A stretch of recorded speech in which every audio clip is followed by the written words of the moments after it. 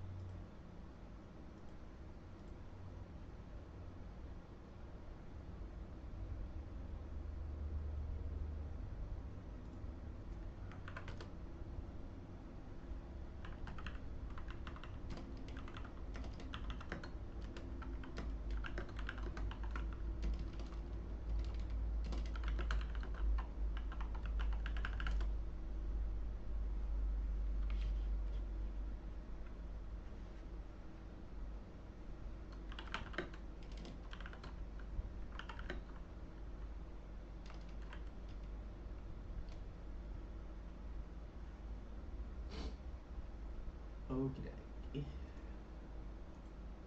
Good morning, everybody. Good morning.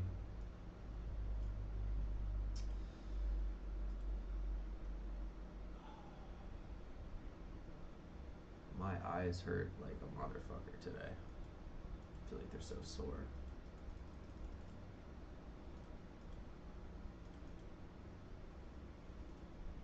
Okay, so let's start with first things first.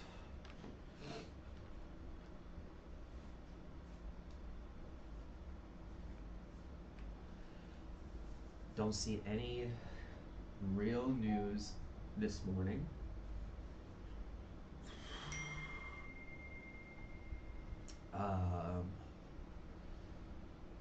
Let's just check the week in review.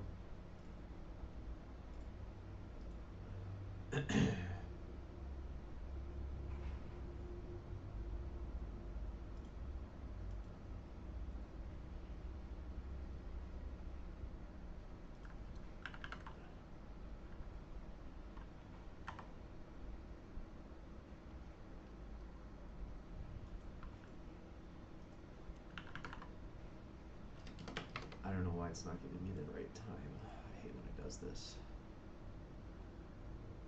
Pacific time, where's Eastern Standard? There it is. Oof, okay.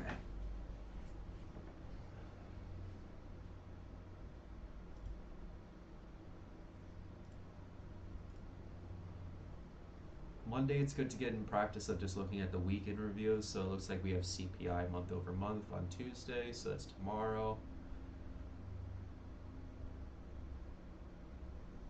FOMOC meeting in minutes. Wednesday, Thursday, unemployment claims. Friday, retail sales. So there's a big week ahead of us this week in stocks.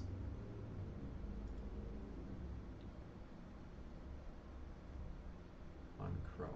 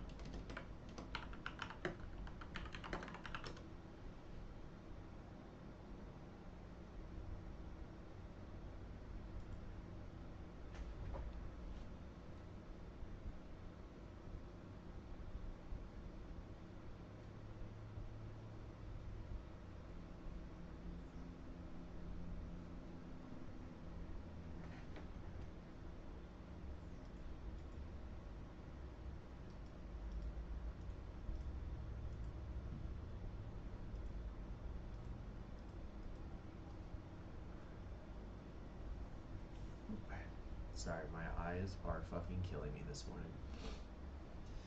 Thank you actually here as well, sir.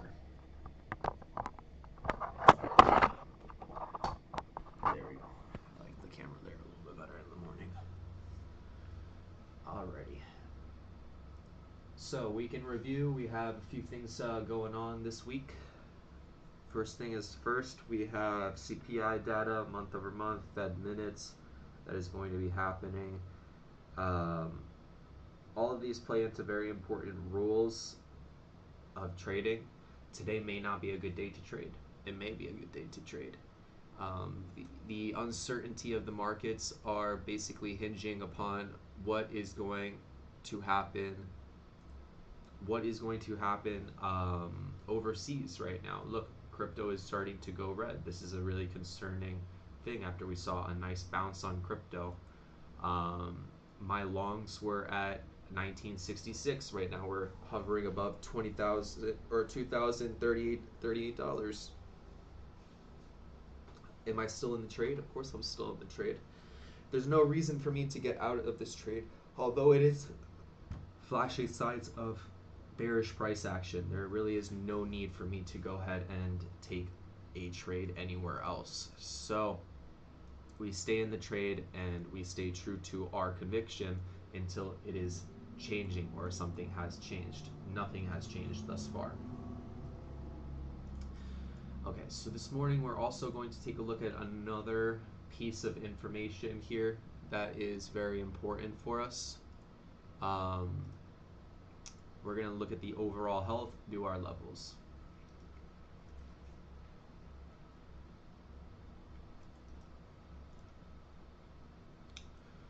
Kind of have a little bit of a stomach ache this morning, I'm not going to lie.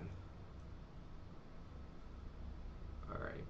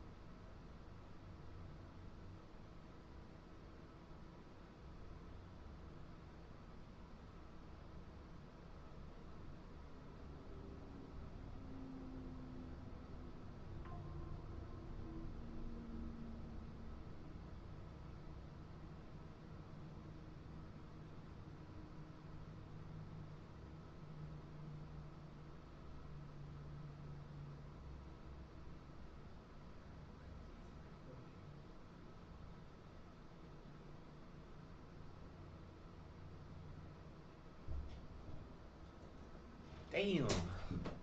I got some green tea this morning, and damn, I don't know if that green tea was still good, but it seems like it is not good. Whew, my stomach is killing me. Ugh. All right, it is what it is. Can't be changed. I'm gonna tough through this live video for you guys and you guys only, and that's it. Because my stomach right now is killing me right now, guys. So easy going this morning. Let's just put our levels up on the board so we can know exactly what to trade. MNQ, we had a small relief bounce on MNQ from pretty much a pretty violent teardown of 7%. We talked about this the last couple videos. 8% down with a bounce back of about 4% because it's come back about the halfway point on the median here. Not too excited right now to be getting into longs, and the reason being is that this is just a larger P3 between this trading period in time right now of, let's see how many days this is. Started to go sideways here.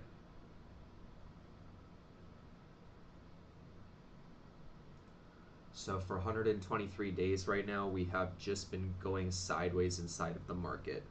That is evident to no higher highs have been made. Lower lows are pretty much constant at the 24,500 level, the 26,500 level. So a 2,000 point difference. That is now our given range inside of the market. We're gonna keep the range at 2,000 points. So essentially we're in the midpoint of that range right now. That doesn't indicate to me to go long. It doesn't indicate me to go short. But if we learn something about our EMAs is that we're currently underneath the 9, the 20, and the 50 EMA. That's a very simple process behind why we're underneath those EMAs. If we are underneath the VWAP and the EMAs, then we're only pointing to bearish price action. What would get me excited to go long today would be over 24,000 or 25,260. That would start to break the pattern of the bearish price action that entered the market. But as you can see, we have these large waves inside of the market right now, ultimately pointing down, because the phase 3 consolidation always is met with a phase 4 markdown. Now, what is going to be the catalyst for the markdown? That is a huge question in the market that a lot of people make generational wealth answering. We don't really know. There's a lot of reasons why the markets could tear down, and it could start with our presidency. Another really notable thing inside of the market is that if you don't find a trade inside of MNQ, we can move to the next version of an indices that is awesome to trade, which is MES. And you see that we're kind of trending inside of this regression trend right now. Oof. Right?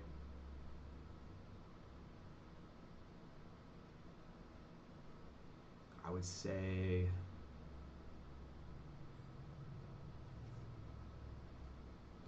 side of the market right now, longs, shorts would be here. We would want longs somewhere around here. We would probably want to capture around a 20 to 30 point move in the markets. Nothing major. We just want to get our small cheese for the day and then get out. So here we go. The hoe zone. We're not trading anything inside of here.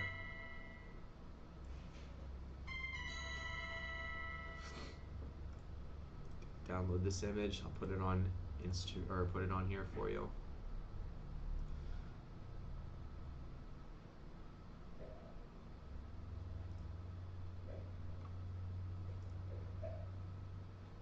Not news.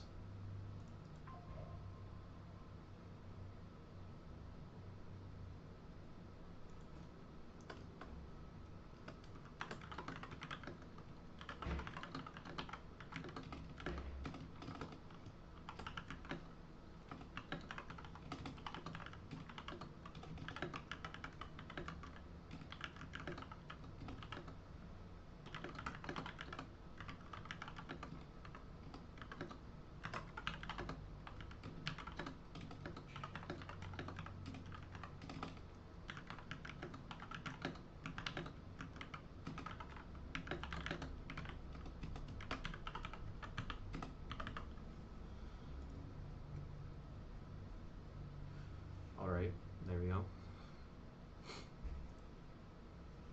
MNQ. Let's just put it out there so we can see exactly what's going on. I really like my levels. Like I don't want to change something that's already pretty perfect inside of the markets. So this might happen. This might happen before the market. This might happen after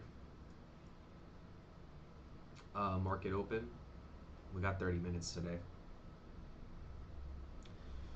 So this is what I'll do. Horizontal ray, layer, horizontal ray here.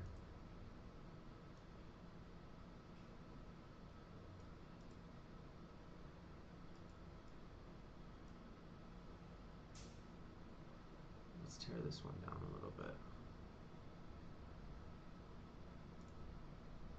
Remember, I'm switching over to the candles. I'm not using Heikin-Ashi candles to chart levels.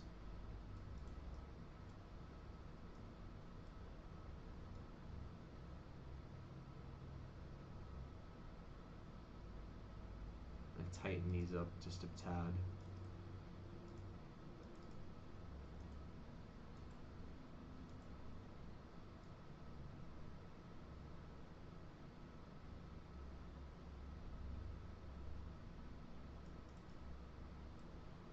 That might be my indication to go short there.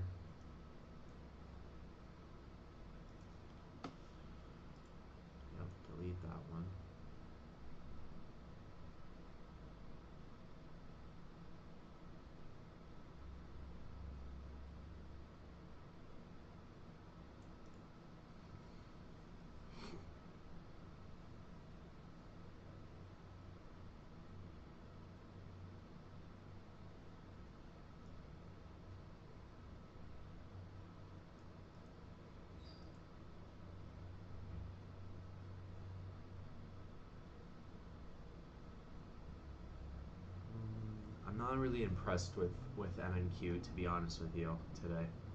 Like, it's something that doesn't really scream to me to trade this ticker today.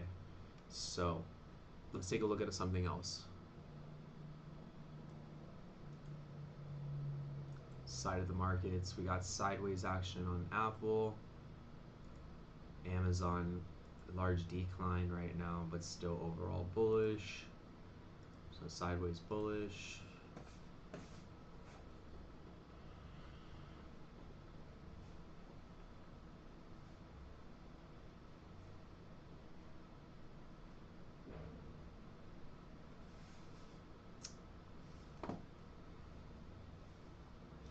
Bearish on AVGO.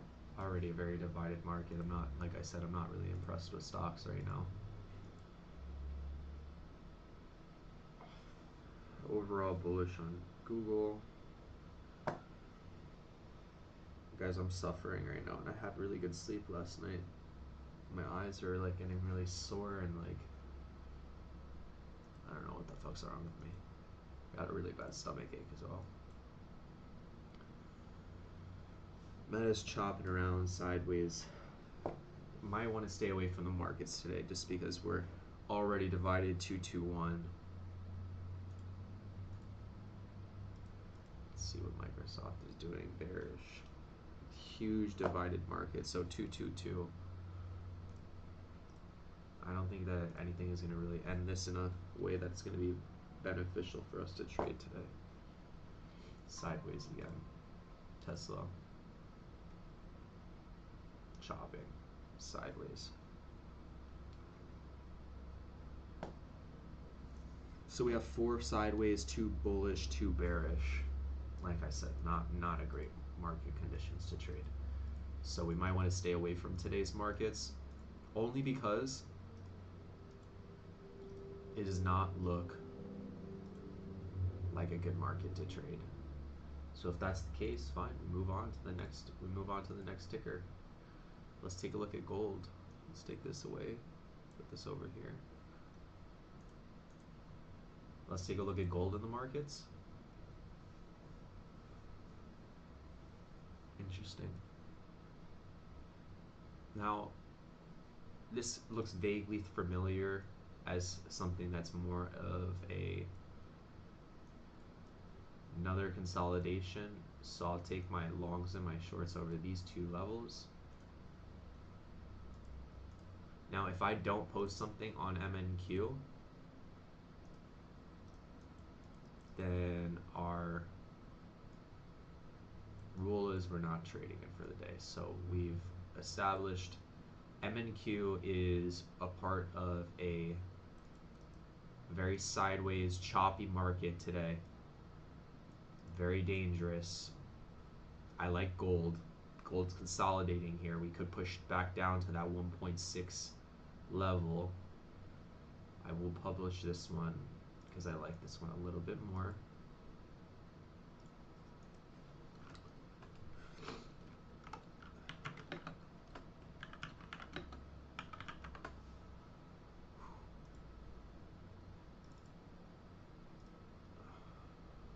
Okay. That would be Ethereum. We'll check that one. Silver. This is gold. Silver. Higher low broken. That's crazy though, honestly. So what did I say on silver? I said, and I quote, banks would become insolvent at 125. So what happened, right? At this point, in the mark of the new year, we took out Maduro. Maduro is, for those of you who don't know, was the ex-president of Venezuela. Now, why do Americans think that Maduro was taken out because, or how many Americans think that Maduro was taken out because of the oil reserves inside of Venezuela? Probably a lot, right? you could say that majority of Americans think it's always about the oil. Now, what I had theorized, my theory in here was that it was never really about the oil. And the reason for it was we have oil in the United States. Off the coast of Florida, we have more crude oil than most countries have in their entire supply. Just off the coast of Florida. Now, is it refined oil? No, it's not refined. It takes a while in order to get that kind of oil onto the markets and successfully without taking it or without ruining and impacting our ecological system inside of the Florida Keys. Now, does that still stop Trump from going and taking another country's oil and say to them, you know, you're going to be giving us this oil no matter what? Well, I mean, that was definitely a strong power play by him, but it wasn't the real reason. The real reason that we had taken that oil, or we've taken that country, was because large lobbyists and corporations do whatever they want, as Mr. Jake Paul said this morning. Now, do I agree with what Mr. Jake Paul said about the other part of it? No, I think that he should have spread a little bit more love in that sense that there was a lot of they had a lot of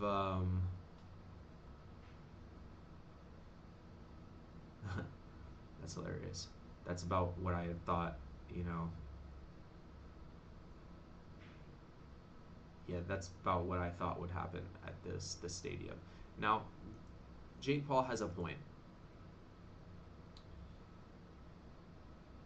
The truth of the matter is these big corporations can take whatever they want.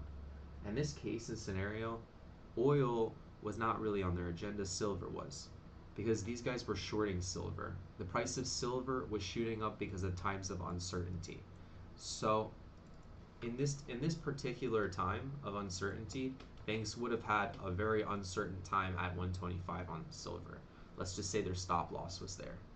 So they would have had to get margin called and unfortunately buy the commodity, which would have cost them billions. Instead, they just leveraged the president and saying, yeah, this is your time. Midterm elections are around the corner. We'll support you through the midterm elections financially. That kind of makes a little bit more sense to me. And as long as Donald Trump continues onto this path, well, the truth of the matter is that he's probably going to get reelected. If he gets reelected, that means big business for not only himself but his family, who, let's face it, makes a killing off of this because all of their businesses are supported very heavily. They sell merchandise, they sell the lifestyle of MAGA, which at the end of the day turns into dollar signs and paychecks to these guys. So this is just the truth. There's no hard mathematical science behind it.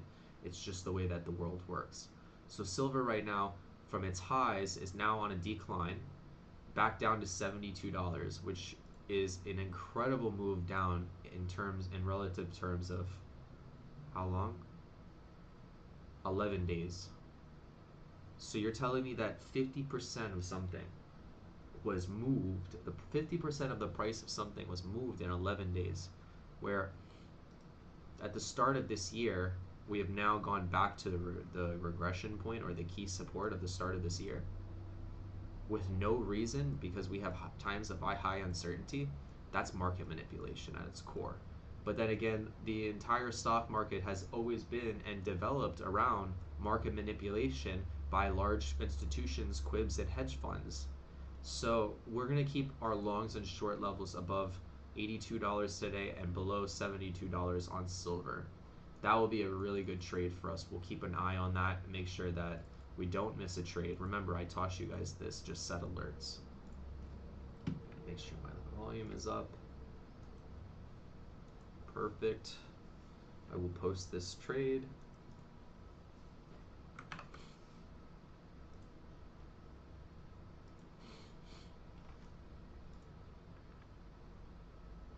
Alrighty.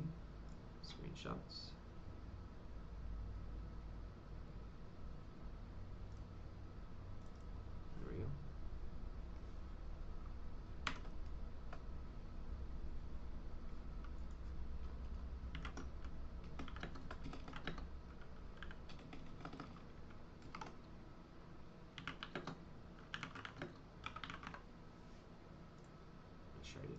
post that? Nope. Very good. All right, guys. So that is two really good stock tickers. I do want to take a look at the cryptocurrency market to see where it's kind of trading at. So these levels have not changed for those of you guys have been watching this story unfold. We broke out of the side of the cone. I said it on the previous videos. This was very important for cryptocurrencies because obviously we're squeezing inside of a disjointed channel, then breaking these large support levels at 84 to 74, and now all the way down to 59. 59 has been a hard support for Bitcoin right now, but we're looking to tear right back down in that direction. I would not be surprised this week if we had a retest of 59K before we had any sort of bounce or rejection off the support level, and the newfound resistance is now going to be the newfound support is going to be a support to resistance flip. Remember that this happens quite often inside of price action when it is manipulated by bigger players. There's really no reason for us to have taken that much money off. But if you look at the cyclical cycles of Bitcoin itself, we're in a phase right now where 2026 was never going to be the catalyst year for us to be going into the 200,000 range. We made new highs. That's great. A lot of people made a lot of money. The smart investors took their money out. Now we're half of what we were at the all-time highs. This is what we call a deep discount buy. At any point in time, when you have half off of a coin or a price that was once trading at a all-time high, then you do yourself a favor and make sure that you have cash on the side to buy the dip. I'm not saying go and put your entire life savings inside of this cryptocurrency, but it is good to take niblets at this price action, because ultimately what you're doing is you're using the strongest strategy in the world, which is buying here, buying a little bit more here, buying more here, and then buying ultimately at the bottom, and you're profiting on the way back up. Now, if this continues to go down to the yearly low, then you buy a little bit more here, you buy a little bit more here, you buy a lot here at the yearly low, because that's going to show us a nice 52-week range. If we are underneath and make new lows on the 52-week range, we've already know the tail of this story. We simply just buy some more. And if you have a smart investing strategy inside of cryptocurrency right now, you'll know that this is pretty normal for cryptos to be coming back and regressing inside of price as low as we are right now. Give me one moment, please.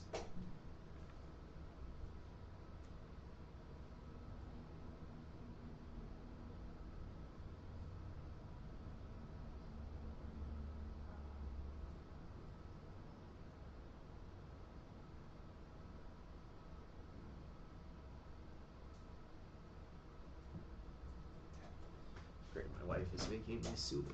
Such a nice person.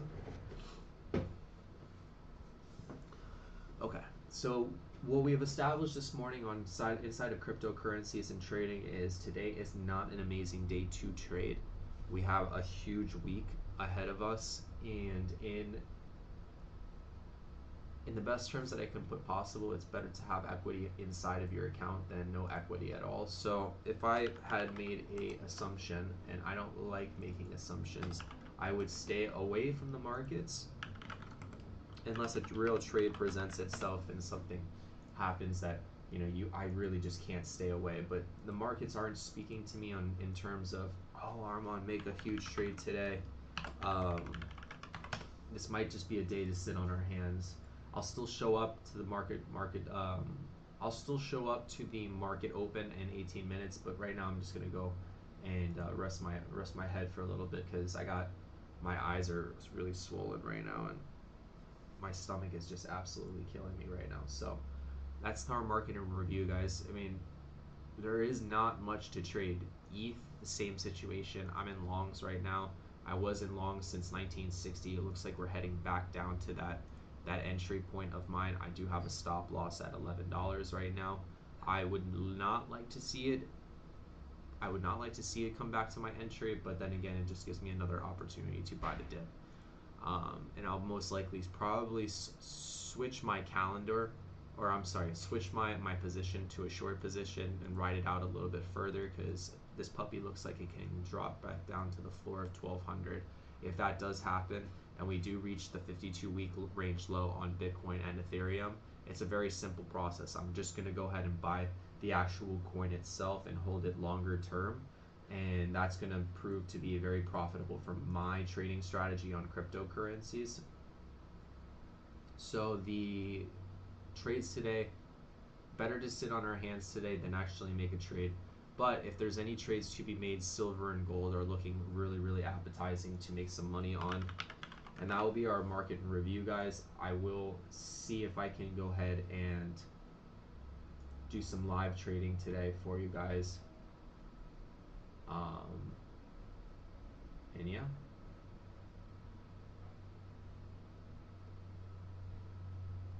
Alright, man. This is our weekend review. This is our market review. Remember, no trade today, but that's okay. We'll sit on our hands, and tomorrow is another trading day as well.